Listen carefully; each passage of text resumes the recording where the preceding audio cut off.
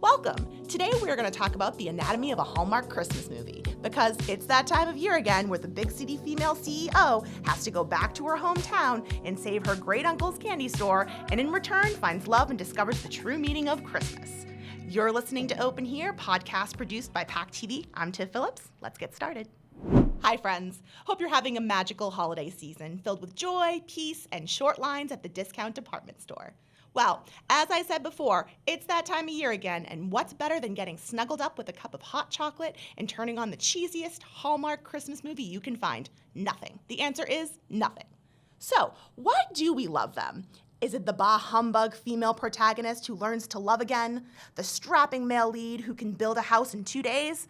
Or is it the small population of cheerful townsfolk who deck the halls and come together to save Christmas? Whatever you're in it for, Hallmark movies adhere to a basic formula, and there are boxes that these movies need to check.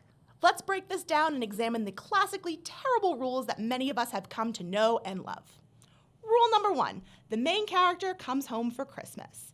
Usually, it's a big city broad whose business is most likely advertising and comes home to her small, picturesque hometown, named after a reindeer or some type of Christmas tree. Most of the time, she's in the middle of closing a big deal with a business or corporation that's Christmas-themed, a chocolatier or a toy company. It's usually a toy company. Now, the reason she comes home is because a loved one is in trouble, but not serious trouble, like the bank wants to foreclose on their doghouse or something, or because she's inherited a busted-up old farmhouse and has to renovate it. Enter rule number 2, the male lead. Usually a carpenter, a handyman, or a town sheriff, or all of the above. He's usually slightly bearded and wears plaid. And he used to be a lawyer, but quit because, well, the small town life was a calling. Sometimes he has a kid. Most of the time, like all the time, he has a dog named Hank or George. Sometimes he's an old flame who has loved her since he set eyes on her from the jungle gym. And 10 times out of 10, they initially can't stand each other. Now that we've gotten the main characters out of the way, let's chat about some of the townsfolk in rule number 3. This one is a little multifaceted. Bullet point 1. Because Hallmark cranks these movies out factory style in large quantities, each movie's production budget is super small. I kid you not, there's usually like 20 people in these towns. Seriously, watch closely, you'll see the same faces in every single scene. It's hilarious. Bullet point number 2, there has to be a cafe/bakery with a super smiley, friendly owner, usually in their late 50s, early 60s, who offers up free cookies to everybody. How do these people make money? Not only is there only 20 people in the town, but you're giving away free stuff all the time. Also, usually this person plays a crucial part in the plot. He or she, most of the time she, usually unveils something tragic about one of the main characters' past that changes how they interact. You see, Shauna, when Luke was young, he lost his mother's cousin's roommate in a tragic snowman-making accident, and that's why he runs from love. Sigh, gets me every time. Bullet point number 3. Now, this isn't always the case, but sometimes one of the townsfolk is magical. Sometimes they're an angel, sometimes they're Santa Claus, and usually this person is playing matchmaker with our 2 lovebirds, which is cute. But dang, Santa, don't you have other things to do the week before Christmas? Those elves are probably getting ready to strike. Also, I want to point out something.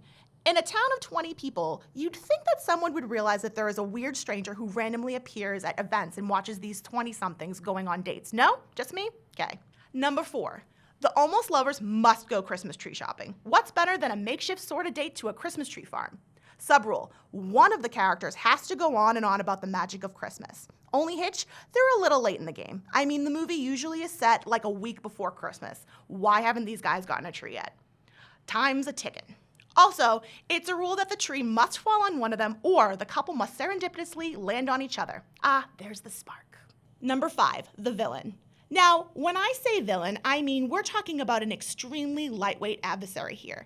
The antagonist is usually the female lead's current city boy love interest, who's an odd mix of unintentionally goofy and serious at the same time. And he's usually really overgroomed.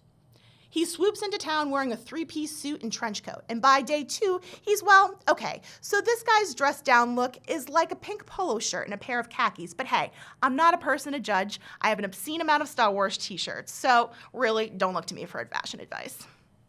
His name is usually something prim and proper like James or Princeton or William, and what makes him a subtle villain is that he comes into town because he senses there's something going on with his girlfriend, like maybe she's decorating someone else's Christmas tree.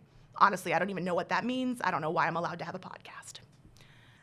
After his spidey senses are confirmed, he usually has some weak marriage proposal, which leads to our main gal's aha moment, where she's like, Jeffrey, I can't marry you, because in the last 3 hours I've been in Candy Caneville, I've changed.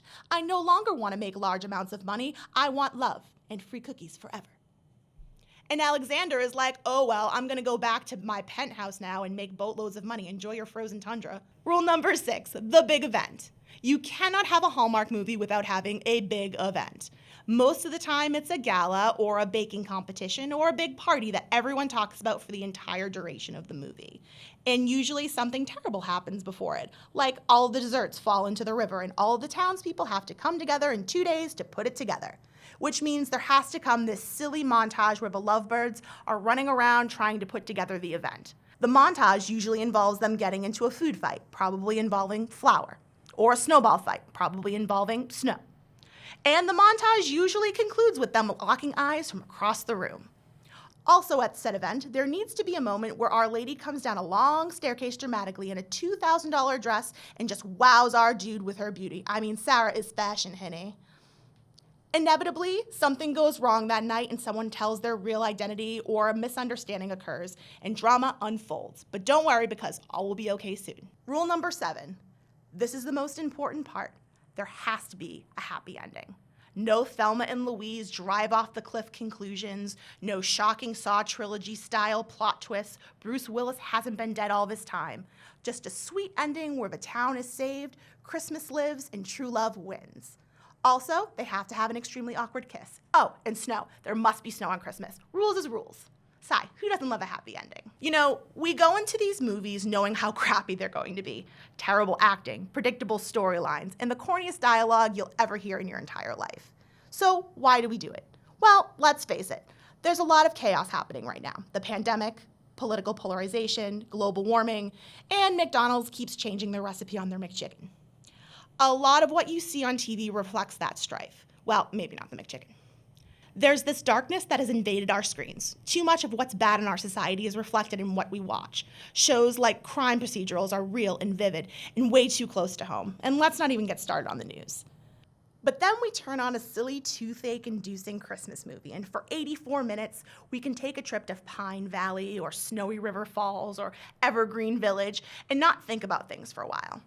Sometimes you just want a moment on your couch to not be cerebral. These movies are not clever or thought-provoking.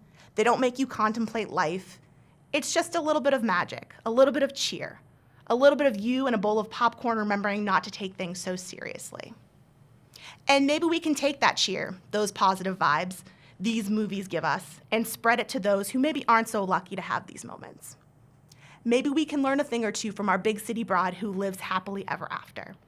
Maybe there's beauty in being cheesy. And I think we'll leave it on that note. You've been listening to Open Here, a podcast produced by the local scene of Plymouth Area Community Television. PAC TV is the community media provider for the Massachusetts towns of Plymouth, Pembroke, Kingston, and Duxbury. To see more of our content, visit pactv.org/thelocalscene. I'm Tiff Phillips.